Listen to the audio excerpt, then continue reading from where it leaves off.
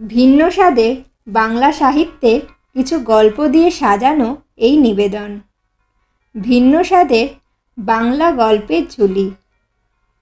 আজকের গল্প শক্তি চট্টোপাধ্যায়ের লেখা আলো জ্বালিয়ে গিয়েছিল। শক্তি চট্টোপাধ্যায় 1933 সালে 25শে নভেম্বর জন্মগ্রহণ করেন। তিনি ছিলেন ভারতীয় বাঙালি কবি, ঔপন্যাসিক, অনুবাদক।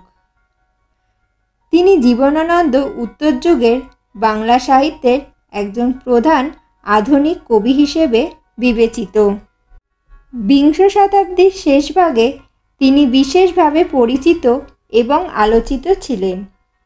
60-এর দশকে যে 4 জন কবিকে হাংরি আন্দোলনের জনক মনে করা হয়, তাদের মধ্যে একজন শক্তি চট্টোপাধ্যায়। তার প্রথম উপন্যাস কুয়োতলা। 1975 সালে আনন্দ পুরস্কার লাভ করেন তিনি। 1982 সালে যেতে পারি কিন্তু কেন যাব কাব্যগ্রন্থের জন্য সাহিত্য একাডেমি পুরস্কার লাভ করেন তিনি। 1995 সালে 23শে মার্চ শক্তি চট্টোপাধ্যায় মারা যান। শুরু হচ্ছে আজকের গল্প আলো জ্বালিয়ে গিয়েছিল। সরাসরি ভূত দেখার দুর্ভাগ্য আমার না থাকলেও আমি খুব ভূতের ভয় পাই।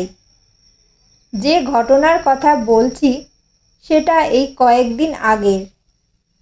আমার বাড়িতে একজন কাজের মেয়ে ছিল। 3-4 মাস কাজ করার পরে সে বাচ্চা হতে গিয়ে মারা যায়। তারপর রাত্রিরে আমি একেবারেই একলা থাকতে পারতাম না। মনে হতো ওকে ঠিক দেখতে পাবো। আগেই বলেছি আমি একদমই একলা শুতে পারি না। গত কয়েকদিন আগে আমি আমার মেয়ের ঘরে একটা ক্যাম্প খাট পেতে শুয়েছিলাম, ঠিক সেই জায়গায় যেখানে ওই কাজের মেয়েটি শুতো। পাশের খাটে মেয়ে ঘুমোচ্ছে। রাতে হঠাৎই ঘরের আলোটা আপনা আপনি জ্বলে উঠল। আমার মনে হতে লাগলো ঘরে আমি ছাড়াও অন্য কেউ আছে। এরপর আমার স্ত্রী এসে আলোটা নিভিয়ে দেন। ভেবেছিলেন আমি বোধহয় ভয় পেয়ে আলো জ্বালিয়ে রেখে ঘুমিয়ে পড়েছি। আমার স্ত্রী চলে যাওয়ার পরে আবার আলোটা জ্বলে ওঠে। পাখাটা বন্ধ হয়ে যায়। আমি উঠে গিয়ে আলোটা নেভাবার সময় দেখি সুইচটা লুজ হয়ে গেছে কিনা, অথচ বেশ শক্তই ছিল। গায়ে জোরে জ্বালাতে হচ্ছিল। এরপর আমি ওই ঘর ছেড়ে চলে যাই। আমার বিশ্বাস ওই মেয়েটির আত্মা বা ভূত যাই বলি না কেন ওই সময় ওই জায়গায় এসেছিল।